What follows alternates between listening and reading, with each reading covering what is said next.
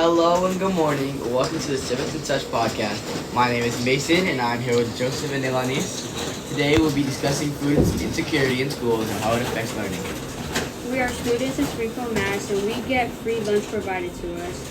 There are varying opinions on the quality and taste of the food, and we're here to discover the truth of the matter. We interviewed two people in charge, Drew Hall, the head of Homegrown Springfield, and Tim Gray, who is in charge of school dining programs. Now we will listen to the recording of the interview with Tim Gray. How has the transition to universal free lunches impacted daily operations for breakfast and lunch?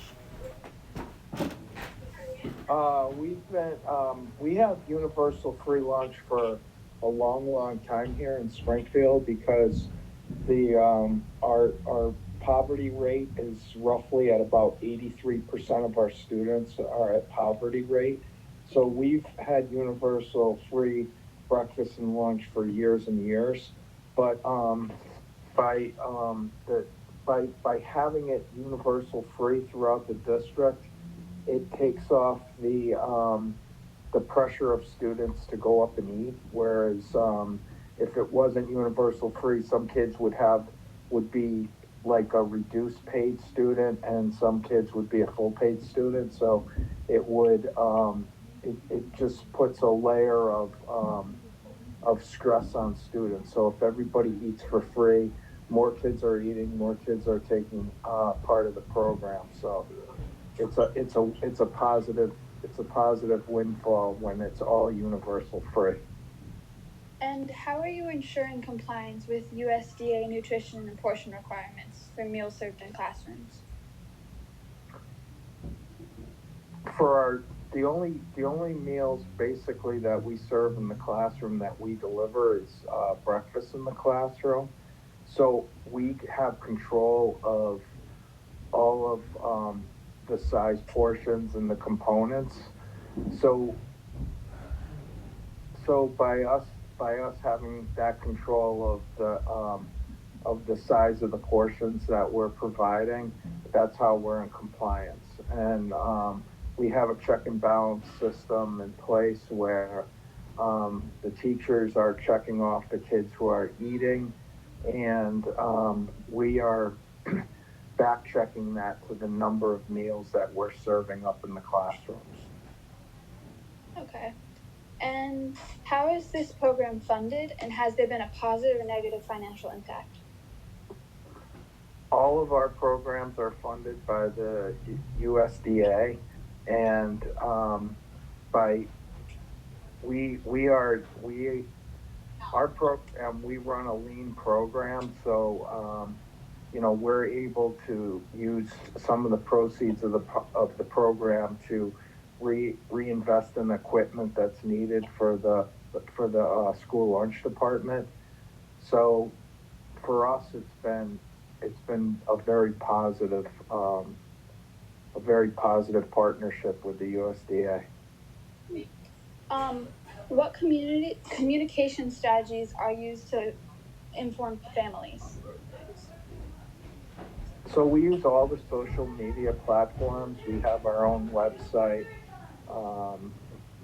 That's basically how we're communicating with our families. And how do you collaborate with principals, teachers, and custodial staff to ensure smooth implementation? It's just it's a lot of one-on-one working with principals and custodians, and it's definitely open dialogue and communication every day.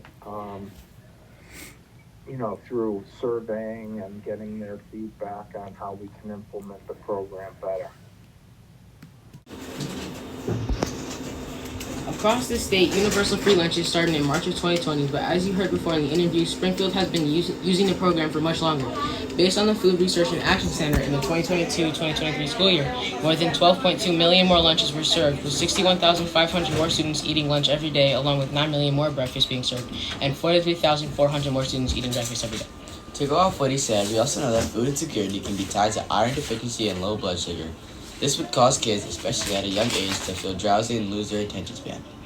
To give an example, we all go to Zanetti and our daily schedule has 3 classes before lunch and 3 after. By third period, we lose our focus and become restless, but after lunch, we have gotten our energy back and can focus longer. $17.2 billion is put into the National School Lunch Program as of 2023. Then in 2025, $17.4 billion was put into the program.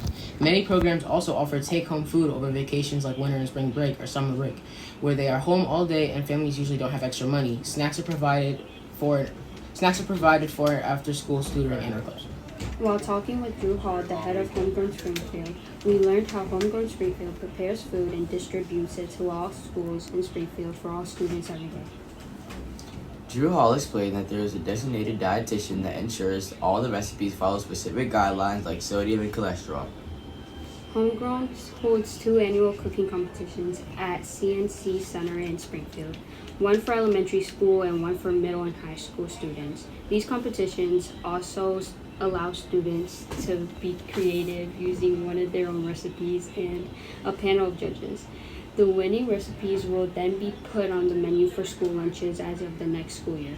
This adds originality and diversity to the school menu while letting students see how the food is prepared. Homegrown makes almost every meal fresh, from the meatballs to the salads. The school lunch program also helps relieve school social stress on students and parents about what food they have every day or how much they get it. It makes students feel more like equals, which makes schools a better place for them to be. Big thanks to our manager, Alyssa. Thanks for tuning in to today's episode, and we'll see you next week.